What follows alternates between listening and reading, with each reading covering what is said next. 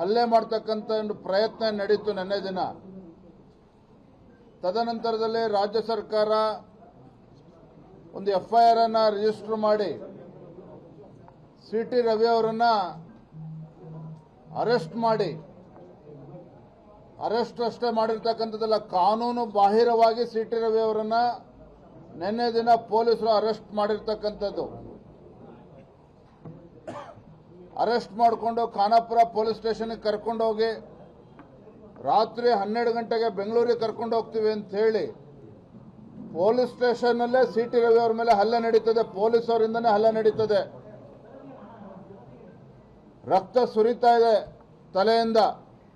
ಅದು ಯಾವುದನ್ನು ಕೂಡ ಲೆಕ್ಕಿಸದೆ ಪೊಲೀಸರ ದುರ್ವರ್ತನೆ ಹೇಗಿತ್ತಪ್ಪ ಅಂತ ಹೇಳಿದ್ರೆ, ಒಬ್ಬ ಜನಪ್ರತಿನಿಧಿ ಇವತ್ತು ತಲೆಯಲ್ಲಿ ಪೆಟ್ಟು ಬಿದ್ದು ರಕ್ತ ಸುರಿತಾ ಇದೆ.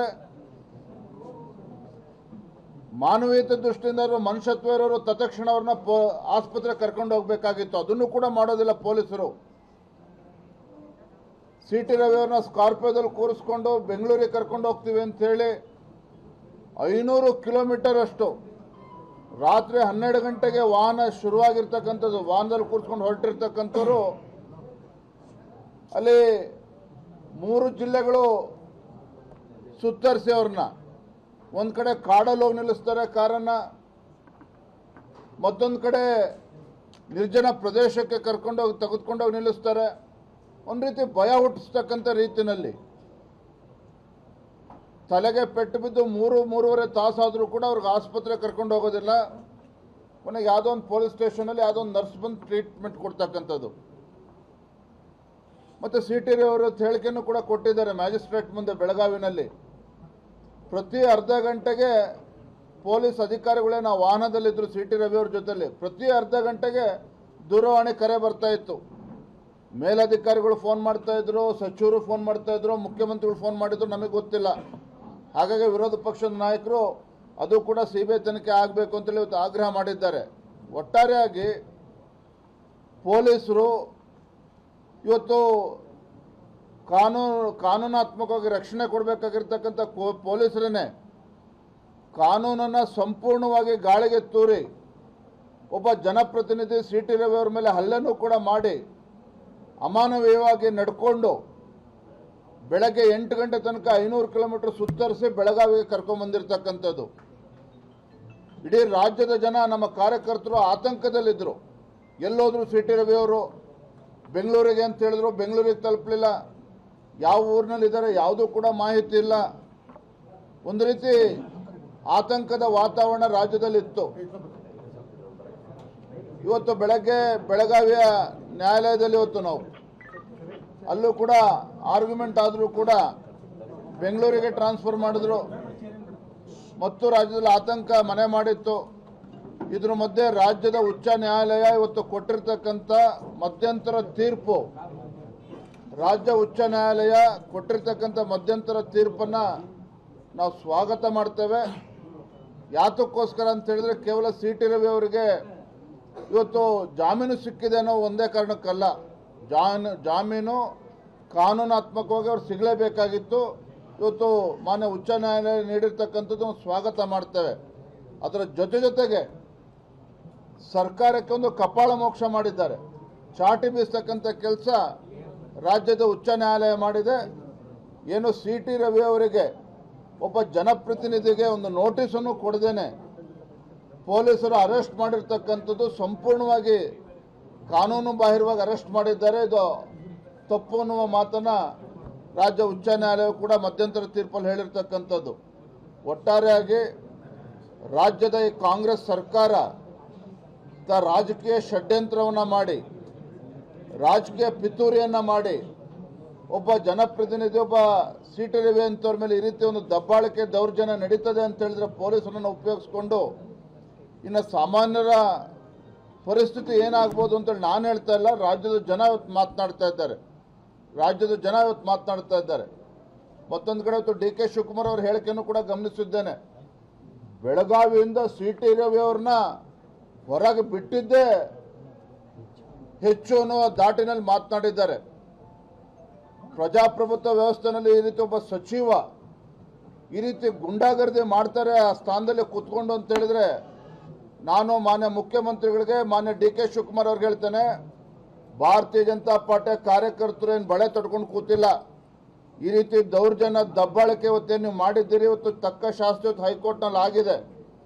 ಈ ರೀತಿ ಗುಂಡಾವರ್ತನೆ ಇವತ್ತೇನು ಮಾಡಿದ್ದೀರಿ, ಮುಂದಿನ ದಿನಗಳಲ್ಲಿ ನಾವು ಎಲ್ಲ ಮುಖಂಡರು ಕೂತು ಚರ್ಚೆ ಮಾಡ್ತೇವೆ.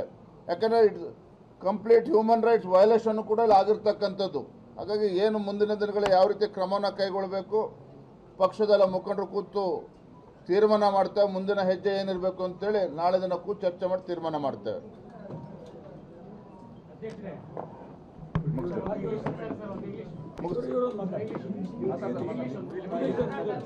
ಇಂಗ್ಲಿಷ್ ಆಮೇಲೆ ಈಗಾಗಲೇ ನಮ್ಮ ರಾಜ್ಯ ಅಧ್ಯಕ್ಷರಾದಂಥ ವಿಜಯೇಂದ್ರ ಅವರು ಕಾಂಗ್ರೆಸ್ ಈ ಅಧಿವೇಶನದಲ್ಲಿ ನಡ್ಕೊಂಡಂಥ ನಡವಳಿಕೆ ಬಗ್ಗೆ, ಸಿ ಟಿ ರವಿ ಅವ್ರನ್ನ ಬಂಧಿಸೋದ ಬಗ್ಗೆ ಸವಿಸ್ತಾರವಾಗಿ ಹೇಳಿದ್ದಾರೆ. ಇಲ್ಲಿ ಪ್ರಶ್ನೆ ಮೂಡೋ ಅಂಥದ್ದು, ವಿಧಾನಸೌಧದಲ್ಲಿ ಪಾಕಿಸ್ತಾನ ಜಿಂದಾಬಾದ್ ಅಂತ ಒಬ್ಬ ರಾಜ್ಯಸಭಾ ಸದಸ್ಯರ ಬೆಂಬಲಿಗರು ಹೇಳಿದ ಮೇಲೆ ಅವ್ರನ್ನ ಕೂಡಲೇ ಬಂಧಿಸಿಲ್ಲ. ಅಂದರೆ ನಮ್ಮ ದೇಶಕ್ಕೆ ದ್ರೋಹ ಬಗೆಯೋನು, ನಮ್ಮ ದೇಶದಲ್ಲಿ ಬಾಂಬ್ ಹಾಕಕ್ಕೆ ಬಂದಿರೋರು, ಸಾವಿರಾರು ಜನದ ಮೇಲೆ ಹಲ್ಲೆ ಮಾಡೋವಂಥ ಒಂದು ಕುತಂತ್ರ ಮಾಡೋರಿಗೆ ಏನೂ ಇಲ್ಲ, ಸೀದಾ ಬಿಟ್ಬಿಟ್ರು. ಆಮೇಲೆ ನೋಟಿಸ್ ಸರ್ವ್ ಮಾಡಿದ್ರು, ಅವ್ರಿಗೆಲ್ಲ ನೋಟಿಸ್ ಸರ್ವ್ ಮಾಡಿ ಪೊಲೀಸ್ ಸ್ಟೇಷನ್ ಕರೆದ್ರು. ಇಲ್ಲಿ FSL ರಿಪೋರ್ಟ್ ಬಂದ ಮೇಲೆ ಅವ್ರನ್ನ ಬಂಧಿಸುವಂಥ ಪ್ರಯತ್ನ, ಬಂಧಿಸಿದ ಮೇಲೆ ಅವ್ರಿಗೆ ಬಿರಿಯಾನಿ ಏನು, ಕಬಾಬ್ ಏನು ಎಲ್ಲ ಸಪ್ಲೈ ಮಾಡಿದ್ದನ್ನು ನಾವು ನೋಡಿದ್ದೇವೆ. ಇಲ್ಲಿ ಒಬ್ಬ ಜನಪ್ರತಿನಿಧಿ, ನಾನು ನಮ್ಮ ಕಾನೂನು ತಜ್ಞರ ಜೊತೆನೂ ಚರ್ಚೆ ಮಾಡಿದ್ದೀನಿ. ವಿಧಾನ ಪರಿಷತ್ತಲ್ಲಿ ನಡೆಯುವಂಥದ್ದು, ವಿಧಾನಸಭೆ ವಿಧಾನ ಪರಿಷತ್, ಇವತ್ತು ನಮ್ಮ ಲಾಯರು ಕೂಡ ಕೋರ್ಟಲ್ಲಿ ವಾದ ಮಾಡಿದ್ದಾರೆ. ಏನು ಹೇಳಿದ್ದಾರೆ, ಅದರ ಜ್ಯೂರಿಸ್ಡಿಕ್ಷನ್ನೇ ಬೇರೆ. ವಿಧಾನಸಭೆ ಮತ್ತು ವಿಧಾನ ಪರಿಷತ್ತು ಮತ್ತು ಲೋಕಸಭೆ ಅಲ್ಲಿ ಮಾತಾಡೋದಕ್ಕೆ ರೈಟ್ಸ್ ಇದೆ, ಅದಕ್ಕೆ ಯಾವುದೇ ಕೋರ್ಟ್ ಅಡ್ಡಿ ಮಾಡೋಂಗಿಲ್ಲ ಅನ್ನೋದು ಕಾನೂನು. ಅದರಿಂದನೇ ವಿಧಾನಸಭೆಯಲ್ಲಿ ಲೋಕಸಭೆಯಲ್ಲಿ ಮಾತಾಡ್ತಾರೆ, ಕೋರ್ಟ್ ಬಗ್ಗೆ ಮಾತಾಡ್ತಾರೆ, ಕಾನೂನು ಬಗ್ಗೆ ಮಾತಾಡ್ತಾರೆ, ಕ್ರಿಟಿಸೈಸ್ ಮಾಡ್ತಾರೆ. ಇಲ್ಲಿ ನಡೆದಿರುವಂಥ ಘಟನೆನ ಯಾರು ಶಿಕ್ಷೆ ಕೊಡಬೇಕು? ಡಿ.ಕೆ. ಶಿವಕುಮಾರ, ಸಿದ್ದರಾಮಯ್ಯನ? ಯಾರವರು? ಅವರೇನು ಜಡ್ಜಿ? ಅವರು ಹೇಳಿಕೆಯನ್ನು ಕೊಡ್ತಾರೆ, ಕ್ಷಮಾಪಣೆ ಕೇಳಬೇಕು ಅಂತ. ನಾವ್ಯಾಕೆ ಕ್ಷಮಾಪಣೆ ಕೇಳಬೇಕು? ತಪ್ಪು ಅಂತ ಪ್ರೂವ್ ಆಗಬೇಕು. ಫಸ್ಟು ಅವ್ರು ಮಾತಾಡಿರೋದು ನಿಜ ಅನ್ನೋದು ಪ್ರೂವ್ ಆಗಬೇಕು. ಸಭಾಧ್ಯಕ್ಷರು ತೀರ್ಪು ಕೊಡಬೇಕು, ಸಭಾಧ್ಯಕ್ಷರು ಕಂಪ್ಲೇಂಟ್ ಕೊಡಬೇಕು, ಅದರ ಮೇಲೆ ಕೋರ್ಟ್ಗೆ ಹೋಗುತ್ತೆ. ಕೋರ್ಟಲ್ಲಿ ಜಡ್ಜು, ಗೌರವಾನ್ವಿತ ನ್ಯಾಯಾಧೀಶರು ತೀರ್ಪು ಕೊಟ್ಟ ಮೇಲೆ ಅದು ಕಾನೂನು, ಅದನ್ನು ನಾವು ಪಾಲನೆ ಮಾಡ್ತೀವಿ. ಇವತ್ತು ಏನು ಜಡ್ಜ್ಮೆಂಟ್ ಬಂದಿದೆ ಅದನ್ನು ಸ್ವಾಗತ ಮಾಡಿದಿರಿ, ಅದನ್ನು ಪಾಲನೆ ಮಾಡ್ತೀವಿ. ಇದೇ ಕಾಂಗ್ರೆಸ್ ಅವರು ಮೊನ್ನೆ ಕಾಂಗ್ರೆಸ್ ಪಾರ್ಟಿ ಮೀಟಿಂಗಲ್ಲಿ ಏನಿದ್ದಾರೆ, ಕೋರ್ಟ್ಗಳು, ನಾನು ಪತ್ರಿಕೆಯಲ್ಲಿ ಓದಿರೋದು, ಎಲೆಕ್ಟ್ರಾನಿಕ್ ಮೀಡಿಯಾದಲ್ಲಿ ಓದಿರೋದು, ಕೋರ್ಟ್ಗಳು ಈ ನಡುವೆ ಬೇಕಾಬಿಟ್ಟು ಜಡ್ಜ್ಮೆಂಟ್ಗಳು ಕೊಡ್ತಾರೆ ಅನ್ನೋ ಕಾಮೆಂಟನ್ನು ಕೂಡ ಮಾಡಿದ್ದಾರೆ. ಅಂದರೆ ಅವ್ರಿಗೆ ಸಂವಿಧಾನ ಪುಸ್ತಕ ಇಟ್ಕೊಂಡಿರ್ತಾರೆ, ಕಾನೂನು ಮೇಲೆ ಗೌರವನೇ ಇಲ್ಲ. ಸಿ ಟಿ ರವಿಯವರನ್ನ, ನಾನು ಒಬ್ಬ ವಿರೋಧ ಪಕ್ಷದ ನಾಯಕ, ನಾನು ಹೋಗಿದ್ದೀನಿ, ನಾನು ಕಂಪ್ಲೇಂಟ್ ಕೊಡೋಕ್ಕೆ ಹೋಗಿರೋದು. ವಿಧಾನಸೌಧದಲ್ಲಿ ಏನು ಸಿ ಟಿ ರವಿಯವ್ರನ್ನ ಕೊಲೆ ಮಾಡಬೇಕು ಅಂತ 40 ಜನ ಬಂದಿದ್ದರು. ಚಿಕ್ಕಮಗಳೂರು ಜಿಲ್ಲೆಗೆ ಸಿ ಟಿ ರವಿಯವರ ಬಾಡಿನ ನಾವು ಪಾರ್ಸಲ್ ಮಾಡ್ತೀರಿ ಅಂತ ಏನು ಹೇಳಿದರು. ಆ ಕಂಪ್ಲೇಂಟನ್ನು ಬರೆದು ನಾವು ಕೊಡೋಕ್ಕೆ ಬಂದಿದ್ದು. ನನಗೆ ಎಂಟ್ರಿ ಇಲ್ಲ. ನಾನು ಸಂವಿಧಾನದತ್ತವಾದಂಥ ಪೋಸ್ಟಲ್ಲಿರೋನು. ನಾನು ಸಂವಿಧಾನದತ್ತವಾದ ಪೋಸ್ಟ್, ನಂದು ಕಾನ್ಸ್ಟಿಟ್ಯೂಷನಲ್ ಪೋಸ್ಟ್. ಅಂದರೆ ಯಾರೋ ಈಗ ಟೆರರಿಸ್ಟ್ಗಳು ಹೋದರೆ ಅವ್ರನ್ನ ಚೇರ್ ಹಾಕಿ ಕೂತಿರ್ತೀರಾ ನೀವು? ನನಗೆ ಎಂಟ್ರಿ ಕೊಡಲಿಲ್ಲ. ಇದು ಅಪಮಾನ ಅಲ್ವಾ? ಗೂಂಡಾಗಿರಿ ಅಲ್ಲ? ಅವು ಯಾವ ಕಮಿಷನರು ಅವನ್ ಫೋನ್ ಬಿಟ್ಟು 5 ಅವರ್ ಇದ್ದೀನಿ ಅಲ್ಲಿ. 5 hours I waited outside police station, Khanapur station. Khanapur ಸ್ಟೇಷನ್ಗೂ ಕಮಿಷನರ್ಗೆ ಏನು ಸಂಬಂಧ? ಯಾರವನು ಖಾನಾಪುರ ಸ್ಟೇಷನ್ಗೆ ಬರೋಕ್ಕೆ? ಅವ್ರ ಜ್ಯೂರಿಸ್ಟ್ರಕ್ಷನ್ ಅಲ್ಲ, SP ಅಲ್ಲಿ ಜ್ಯೂರಿಸ್ಟ್ರಕ್ಷನ್. ಡಿ ಮನುಷ್ಯ ಬಂದು ಕೂತ್ಕೊಂತಾನೆ ಅಲ್ಲಿ ಫೋನ್ ಇಟ್ಕೊಂಡು. ಆ ಮಿನಿಸ್ಟ್ರಿಂದ ಏನು ಬರ್ತತೆ, ಆ ಮಿನಿಸ್ಟ್ರಿಂದ ಏನು ಬರ್ತತೆ, ಇದೇ ಅವ್ರ ಫೋನು. ಒಬ್ಬ ನಾನು ಹೋಮ್ ಮಿನಿಸ್ಟ್ರಾಗಿ ಕೆಲಸ ಮಾಡಿದವನು. IO ಇಸ್ ದ, ರಾಜು ಗೊತ್ತು, IO ಸುಪ್ರೀಂ. ಯಾವುದೇ ಕೇಸಲ್ಲಿ IO ಇಸ್ ದ ಸುಪ್ರೀಂ. ಅದು ಇನ್ಸ್ಪೆಕ್ಟರ್ ಇರ್ಬೋದು ಅಥವಾ DYSP ಇರ್ಬೋದು. ಅವ್ರ ಮೇಲೆ ಕಮಿಷನರ್ಗೂ ಅಧಿಕಾರ ಇಲ್ಲ, DGಗೂ ಅಧಿಕಾರ ಇಲ್ಲ, ಮಂತ್ರಿಗೂ ಅಧಿಕಾರ ಇಲ್ಲ. Is the supreme. ಅವನು ಏನು ಬರೀತಾನೋ ಅದೇ ಫೈನಲ್ಲು, ಅದೇ ಕೋರ್ಟ್ಗೆ ಹೋಗುವಂಥದ್ದು. ನೀವು ಅವ್ರ ಮೇಲೆ ಒತ್ತಡ ಹಾಕ್ತಿರಲ್ಲ, ನ್ಯಾಯನ? ಅಲ್ಲ ರೀ, ಒಬ್ಬ ಜನಪ್ರತಿನಿಧಿನ ನೀವು ಎತ್ತಾಕೊಂಡು ಹೋಗಿ ಕ್ರಷರ್ ಮಾಡೋ ಕಡೆ, ಆ ಫಾರೆಸ್ಟ್ ಒಳಗಡೆ ತಗೊಂಡೋಗಿ ಒಬ್ಬರೇ ನಿಲ್ಲಿಸ್ತಿರಲ್ಲ, ಏನು ಮಾಡಕ್ಕೆ ಹೊರಟಿದ್ರಿ? ಫಾರೆಸ್ಟ್ ಒಳಗಡೆ ಕರ್ಕೊಂಡೋಗಿ ನಿಲ್ಲಿಸ್ತಿರಲ್ಲ, ಏನು ಬೆದರಿಕೆ ಹಾಕಕ್ಕೆ? ಬೆದರಿಕೆ ಹಾಕಿ ಮಾನಸಿಕವಾಗಿ ಕುಗ್ಗಿಸಿದ್ದಾರೆ. ಸುಮಾರು 400-500 ಕಿಲೋಮೀಟರ್ ರಾತ್ರಿ ಎಲ್ಲ ಸುತ್ತಿಸಿದ್ದಾರೆ. ಟೆರರಿಸ್ಟ್ಗಳು ಬಂದರೆ ಅವ್ರ ಮೇಲೆ ಕೇಸ್ಗಳನ್ನೆಲ್ಲ ವಾಪಸ್ ತೆಗೆದಿದ್ದೀರಾ ನೀವು. ಹುಬ್ಳಿ ಕೇಸನ್ನು ವಾಪಸ್ ತೆಗೆದಿದ್ದೀರಾ. ಮುಂದೆ DJ ಹಳ್ಳಿ KJ ಹಳ್ಳಿನೂ ವಾಪಸ್ ತೆಗೆಯೋರಿದ್ದೀರಾ ನೀವು. ಅಂದರೆ CT ರವಿನ ಯಾಕೆ ಟಾರ್ಗೆಟ್ ಮಾಡ್ತಾ ಇದ್ದೀರಾ? ಅವರೊಬ್ಬ ಹಿಂದೂ ಹೋರಾಟಗಾರ, ಹಿಂದೂ ವಿಚಾರವಾಗಿ ಧ್ವನಿ ಎತ್ತುತ್ತಾರೆ. ಅದಕ್ಕೆ ಬಗ್ ಬಡಿಯುವಂಥ ಕೆಲಸವನ್ನು ನೀವು ಮಾಡ್ತಾ ಇದ್ದೀರಾ. ನಾನು ಹೇಳಿಕೆ ಬಗ್ಗೆ ನಾನು ಕೋರ್ಟ್ ಆದೇಶವನ್ನು ಪಾಲನೆ ಮಾಡ್ತೀನಿ ಅನ್ನೋ ಮಾತನ್ನು CT ರವಿಯವರು ಈಗಾಗಲೇ ಹೇಳಿದ್ದಾರೆ. ಕೋರ್ಟ್ಗಿಂತ ದೊಡ್ಡದು ನಮ್ಮ ಸಂವಿಧಾನದಲ್ಲಿ ಯಾವುದೂ ಇಲ್ಲ. ಇವತ್ತು ಕೋರ್ಟು ಚೀಮಾರೆ ಹಾಕಿರೋದು ನೋಡಿದ್ರೆ ಈ ಸರ್ಕಾರ ಮಾನ ಮರ್ಯಾದೆ. ಯಾರಾದರೂ ಹಿಂದೆ ರಾಮಕೃಷ್ಣ ಹೆಗ್ಡೆ ಅವರು ಆ ಥರದ್ದು ಯಾರೋ ವ್ಯಕ್ತಿ ಇದ್ದರೆ ರಾಜೀನಾಮೆ ಕೊಟ್ಟು ಹೊರಟೋದು. ಮಾನ ಮರ್ಯಾದೆ ಇದ್ದರೆ ಇವರಿಗೆ ಈ ಸರ್ಕಾರಕ್ಕೆ ರಾಜೀನಾಮೆ ಕೊಡಬೇಕು. ಮಂತ್ರಿಗಳು ಫೋನ್ ಮೇಲೆ ಫೋನು. ಈ ರೀತಿ ದೌರ್ಜನ್ಯ ಈ ಸರ್ಕಾರಕ್ಕೆ ಇದೊಂದು ಕಪ್ಪು ಚುಕ್ಕೆ. ಇತಿಹಾಸದಲ್ಲಿ ಇವತ್ತು ಕೋರ್ಟ್ ಏನು ಜಡ್ಜ್ಮೆಂಟ್ ಬಂದಿದೆ, ಇದು ಒಂದು ಲ್ಯಾಂಡ್ ಮಾರ್ಕ್. ಎಲ್ಲಿದ್ದಾರೋ ಅಲ್ಲೇ ಬಿಡುಗಡೆ ಮಾಡಬೇಕು ಅನ್ನೋ ಆದೇಶ ಮಾಡಿದ್ದಾರೆ. CT ರವಿಗೆ ಇದುವರೆಗೂ ನೋಟಿಸ್ ಇಲ್ಲ. ಯಾಕೆ ಬಂಧಿಸ್ತೆ ಅಂತ ಇದುವರೆಗೂ CT ರವಿನ ಪದೇ CT ರವಿ ಅಂಗಲಾಚ್ತಾ ಇರೋದನ್ನು ನೋಡಿದೆ, ಡಿಮ್ಯಾಂಡ್ ಮಾಡ್ತಾ ಇರೋದು ನೋಡಿದೆ.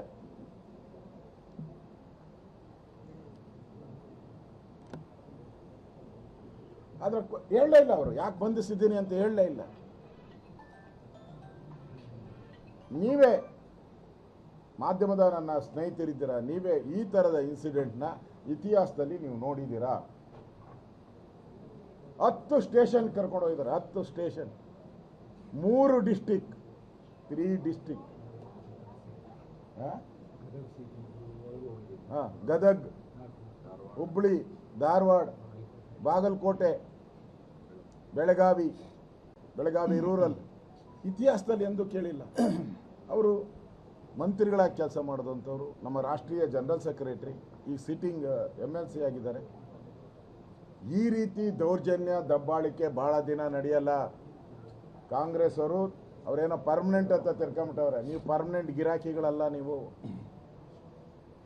ದೇಶದಲ್ಲಿ ನಿಮ್ಮನ್ನು ಈ ಥರ ಮುಸ್ಲಿಮರ ಓಲೈಕೆ ಮಾಡಿ ದೇಶದಿಂದ ಓಡಿಸಿದ್ದಾರೆ, ಕರ್ನಾಟಕದಿಂದನೂ ಓಡಿಸ್ತಾರೆ. Siddaramaiah outgoing chief minister. ಈಗಾಗಲೇ DK ಶಿವಕುಮಾರ್ ಹೇಳಿದ್ದಾರೆ, ಒದ್ದು ಕಿತ್ಕೊಂತೀನಿ ಅಂತ. ಈ ದೌರ್ಜನ್ಯ ಇದನ್ನು BJP ನಾವೆಲ್ಲರೂ ಕೂಡ ಖಂಡಿಸ್ತೀರಿ. ಈ ಥರ ಘಟನೆ ಇಡೀ ರಾಜ್ಯನೇ ಬೆಚ್ಚಿ ಬೀಳುವಂಥ ಘಟನೆ. ಇದರ ವಿರುದ್ಧ ಮುಂದೆ ನಮ್ಮ ರಾಜ್ಯಾಧ್ಯಕ್ಷರು ಹೇಳಿದ ರೀತಿ ಹೋರಾಟವನ್ನು ನಾವು ಮಾಡ್ತೀರಿ. CT ರವಿ ಒಬ್ಬಂಟಿ ಅಲ್ಲ ಅನ್ನೋದನ್ನು ನಾವು ಕಳೆದ 2 ದಿನದಿಂದ ತೋರಿಸಿದ್ದೀರಿ.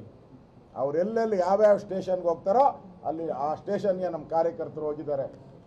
ದಾರಿ ಇದ್ದಕ್ಕೂ ಕೂಡ ನಾವು ಬೆಳಗಾವಿಯಿಂದ ಇಲ್ಲಿಗೆ ಬರೋವರೆಗೂ ದಾರಿಯಲ್ಲಿ ಕಾರ್ಯಕರ್ತರು, ಸಾವಿರಾರು ಜನ ಕಾರ್ಯಕರ್ತರು ನಿಂತು ನಮಗೆ ಬೆಂಬಲವನ್ನು ಕೊಟ್ಟಿದ್ದಾರೆ. ನಮ್ಮದೊಂದು national party, cadre party. Congress ಥರ ಅಬ್ಬೆಪಾಲಿ ಪಾರ್ಟಿ ಅಲ್ಲ ನಾವು. ಎಚ್ಚರಿಕೆಯನ್ನು ಕೊಡ್ತಾ ಇದ್ದೀನಿ ಕಾಂಗ್ರೆಸ್ ಅವ್ರಿಗೆ, ಈ ಥರ ನಿಮ್ಮ ಗೂಂಡಾಗಿರಿ ಮಾಡಿದ್ರೆ ನಾವು ಕೂಡ ಬೀದಿಗಿಳಿದು ಹೋರಾಟವನ್ನು ಮಾಡ್ತೀರಿ. ಎಲ್ಲಿ ಪಾಠ ಕಲಿಸ್ಬೇಕು ಅಲ್ಲಿ ಕಲಿಸ್ತೀರಿ. ಈಗ ಮಾನವ ಹಕ್ಕು ಆಯೋಗ ಏನಿದೆ ಕೇಂದ್ರಕ್ಕೆ ನಾವು ಕಂಪ್ಲೇಂಟ್ ಕೊಡ್ತಾ ಇದ್ದೀವಿ. ಅಲ್ಲಿನ ಪೊಲೀಸ್ ಕಮಿಷನರ್, ಅಲ್ಲಿನ ಪೊಲೀಸ್ ಅಧಿಕಾರಿಗಳು ಯಾರು ಹಲ್ಲೆ ಮಾಡಿದ್ರು, ರಕ್ತ ಬರೋ ರೀತಿ ಹೊಡೆದ್ರು, ಅವ್ರ ಮೇಲೆ ನಾವು ಕಂಪ್ಲೇಂಟನ್ನು ಲಾಡ್ಜ್ ಮಾಡ್ತೀರಿ. ಅವ್ರಿಗೆ ಶಿಕ್ಷೆ ಆಗೋವರೆಗೂ ನಮ್ಮ ಹೋರಾಟ ಮುಂದುವರಿಯುತ್ತೆ. ಈ ಸರ್ಕಾರಕ್ಕೆ ಈ ರೀತಿ ಜಡ್ಜ್ಮೆಂಟ್ ಬಂದಿರುವಂಥದ್ದು ನಿಜಕ್ಕೂ ಸರ್ಕಾರಕ್ಕೆ ತಲೆ ತಗ್ಸುವಂಥ ವಿಚಾರ.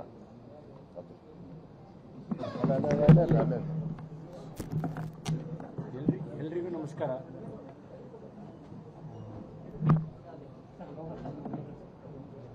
ಆಧಾರವಿಲ್ಲದ ಮತ್ತು ಪೊಲೀಸ್ ಸ್ಟೇಷನ್ನ ಪರಿಧಿಗೆ ಬರದೇ ಇರತಕ್ಕಂಥ ಮೊಕದ್ದಮೆನಲ್ಲಿ ನನಗೆ ಯಾವುದೇ ನೋಟಿಸ್ ಕೊಡದೆ ಬಂಧಿಸಿ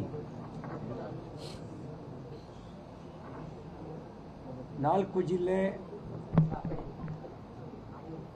50ಕ್ಕೂ ಹೆಚ್ಚು ಗ್ರಾಮಗಳು ಈ ರೀತಿ 11 ಗಂಟೆಗಳಿಗೂ ಹೆಚ್ಚು ಕಾಲ ಅಲೆದಾಡಿಸಿ ಮಾನಸಿಕವಾಗಿ ಕುಗ್ಗಿಸುವಂಥ ಪ್ರಯತ್ನವನ್ನು ಮತ್ತು ದೈಹಿಕವಾಗಿ ಹಲ್ಲೆ ಮಾಡುವಂಥ ಕೆಲಸವನ್ನು ಕಾಂಗ್ರೆಸ್ ಸರ್ಕಾರ ಪೊಲೀಸ್ ಬಲವನ್ನು ಉಪಯೋಗಿಸಿಕೊಂಡು ಮಾಡಿತು. ನಮ್ಮ ಪಾರ್ಟಿ, ನಮ್ಮ ರಾಜ್ಯಾಧ್ಯಕ್ಷರು, ನಮ್ಮ ವಿಪಕ್ಷದ ನಾಯಕರಾದಂಥ ಅಶೋಕ್ ಅವರು, ಚಲವಾದಿ ನಾರಾಯಣಸ್ವಾಮಿ ಅವರು, ಪಕ್ಷದ ಎಲ್ಲ ಮುಖಂಡರು, ಶಾಸಕರು, ಸಂಸತ್ ಸದಸ್ಯರು, ಸಾಮಾನ್ಯ ಕಾರ್ಯಕರ್ತರು ಈ ಸಂಕಷ್ಟದ ಸಮಯದಲ್ಲಿ ಜೊತೆಗೆ ನಿಂತು ಆತ್ಮಸ್ಥೈರ್ಯವನ್ನು ತುಂಬೋದ್ರ ಜೊತೆಗೆ ನಿಮ್ಮ ಜೊತೆಗೆ ನಾವಿದ್ದೀವಿ ಎನ್ನುವಂಥ ಒಂದು ಸಂದೇಶವನ್ನು ಕೊಟ್ಟಿದ್ದಾರೆ. ಅದಕ್ಕಾಗಿ ಅವರೆಲ್ಲರಿಗೆ ನಾನು ತಮ್ಮ ಮೂಲಕ ಹೃದಯಪೂರ್ವಕ ಧನ್ಯವಾದಗಳನ್ನು ಸಲ್ಲಿಸ್ತೇನೆ. ಜಡ್ಜ್ಮೆಂಟ್ನ ವಿಷಯಕ್ಕೆ ಒಂದೇ ಮಾತು ಹೇಳೋದು, ಸತ್ಯಮೇವ ಜಯತೆ ಅಂತ ಬೆಳಗಾಂನಲ್ಲಿ ಹೇಳಿದ್ದೆ. ಸತ್ಯಕ್ಕೆ ಜಯ ಸಿಗುತ್ತೆ ಅಂತ. ಸತ್ಯಕ್ಕೆ ಜಯ ಸಿಕ್ಕಿದೆ. ಇದರಿಂದ ಹಿಗ್ಗೋದಿಲ್ಲ. ಕಾಂಗ್ರೆಸ್ಸು ಪೊಲೀಸ್ ಬಲವನ್ನು ದುರ್ಬಳಕೆ ಮಾಡಿಕೊಂಡು ಕುಗ್ಸೋ ಪ್ರಯತ್ನ ಮಾಡಿದ್ರೆ ಅದು ಕುಗ್ಗೋದು ಇಲ್ಲ. ಅವ್ರಿಗೆ ಒಂದು ಮಾತು ಹೇಳಕ್ಕೆ ಬಯಸ್ತೇನೆ, ನೀವೀಗೇನು ನಿನ್ನೆ ಪ್ರಯೋಗ ಮಾಡಿದ್ರಿ ಅದನ್ನು 35 ವರ್ಷದಿಂದಲೇ ನಾವು ಅನುಭವಿಸಿದ್ದೀವಿ. ಆ ಅನುಭವಿಸಿಯೇ ಆ ಸಂಕಷ್ಟದಿಂದಲೇ ಹೋರಾಟ ಮಾಡ್ಕೊಂಡು ಗಟ್ಟಿಯಾಗಿದ್ದೀವಿ. ನೀವು ಕೊಡೋ ತೊಂದರೆ ಇನ್ನಷ್ಟು ಹೋರಾಟ ಮಾಡೋ ಶಕ್ತಿ ಕೊಡುತ್ತೆ.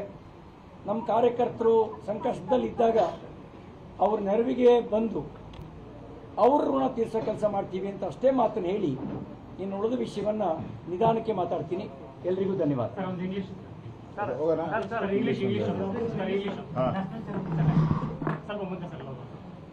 ಇಂಗ್ಲಿಷ್ನಲ್ಲಿ ಹೇಳೋಕ್ಕೂ ಮುಂಚೆನೆ ಮತ್ತೊಮ್ಮೆ ಇಲ್ಲಿ ಸಿ.ಟಿ. ರವಿ ಸ್ವಲ್ಪ ಮಟ್ಟಿಗೆ ಭಾವುಕರಾಗಿಯೂ ಕೂಡ ಮಾತನಾಡ್ತಾರೆ. ಏನಾಗಿದೆ, ಯಾವ ಸ್ವರೂಪದಲ್ಲಿ ತನ್ನ 4 ಜಿಲ್ಲೆಗಳಲ್ಲಿ ರಾತ್ರಿ ಓಡಾಡಿಸಿದ್ರು ಅನ್ನುವಂಥ ವಿಚಾರಗಳೆಲ್ಲವೂ ಕೂಡ ಸಿ.ಟಿ. ರವಿ ಅವರು ಹೇಳ್ತಾರೆ. ಇಲ್ಲಿ ನಿಜಕ್ಕೂ ಕೂಡ ಪ್ರಶ್ನೆ ಇರುವಂಥದ್ದು, ಪೊಲೀಸರು ಯಾಕೆ ಈ ರೀತಿಯಾಗಿ ಮಾಡಿದ್ರು ಅನ್ನುವಂಥ ಪ್ರಶ್ನೆ ಇದ್ದೇ ಇದೆ. ಈ ವಿಚಾರದಲ್ಲಿ ಸಿ.ಟಿ. ರವಿ ಅವರ ವಿಚಾರದಲ್ಲಿ ಪೊಲೀಸರು ಯಾವ ಕಾರಣಕ್ಕೆ ಅವ್ರನ್ನ ಇಡೀ ರಾತ್ರಿ ಅವ್ರನ್ನ ಸುತ್ತಾಡಿಸ್ಬೇಕಂತ ಅವಶ್ಯಕತೆ ಬಿತ್ತು, ಅದನ್ನು ಸರ್ಕಾರ ಸ್ಪಷ್ಟಪಡಿಸಲೇಬೇಕು. ಯಾವ ಕಾರಣಕ್ಕಾಗಿ ಒಬ್ಬ MLCಯನ್ನು ಈ ಸ್ವರೂಪದಲ್ಲಿ ನೀವು ಓಡಾಡಿಸ್ಬೇಕಂತ ಅವಶ್ಯಕತೆ ಇತ್ತ? ಇಂತಹ ಪ್ರಕರಣದಲ್ಲಿ ಈ ರೀತಿಯಾಗಿ ನೀವು ಈಗ ಓಕೆ, ಒಂದು ಹೇಳಿಕೆಯನ್ನು ಕೊಟ್ಟಿರುವ ಘಟನಾ ಸ್ಥಳಗಳಿಗೆ ಬೇಕೆ ಕರ್ಕೊಂಡು ಹೋಗಿ ಸ್ಥಳ ಹಾಜರು ಮಾಡುವಂಥ ಉದ್ದೇಶದಿಂದ ಕರ್ಕೊಂಡು ಹೋದರೆ ಓಕೆ. ಇದು ಯಾವ ಉದ್ದೇಶಕ್ಕಾಗಿ ಒಂದು ಪೊಲೀಸ್ ಠಾಣೆಯಿಂದ ಬೇರೆ ಬೇರೆ ಕಡೆಗೆ ಸುತ್ತಾಡಿಸಿರುವುದರ ಅವಶ್ಯಕತೆ ಏನು, ಅದರ ಉದ್ದೇಶ ಏನಿತ್ತು ಅನ್ನುವಂಥದ್ದನ್ನು ಪೊಲೀಸರು ಕೂಡ ಸ್ಪಷ್ಟಪಡಿಸಬೇಕು. ವಿಶೇಷವಾಗಿ ಸರ್ಕಾರ ಇದನ್ನು ಸ್ಪಷ್ಟಪಡಿಸಬೇಕಾಗುತ್ತೆ. ಅದು ಒಂದು ಭಾಗ. ಎರಡನೇದು, ಬಹಳ ಮುಖ್ಯವಾಗಿ ಸಿ.ಟಿ. ರವಿ ಅವರಿಗೆ ಈಗ ರಿಲೀಫ್ ಸಿಕ್ಕ ತಕ್ಷಣವೇ ಮತ್ತು ಸಿ.ಟಿ. ರವಿ ಅವ್ರನ್ನ ಹೀಗೆ ರಾತ್ರಿ ಎಲ್ಲ ಸುತ್ತಾಡಿಸಿರು ಅಂತ ಹೇಳಿದ ಕ್ಷಣವೇ ಸಿ.ಟಿ. ರವಿ ಅವರು ಹೇಳಿದ್ದಾರೆ ಎನ್ನಲಾಗಿರುವಂತಹ ಮಾತಿನ ಇಂಟೆನ್ಸಿಟಿ ಕಡಿಮೆ ಆಗೋದಿಲ್ಲ.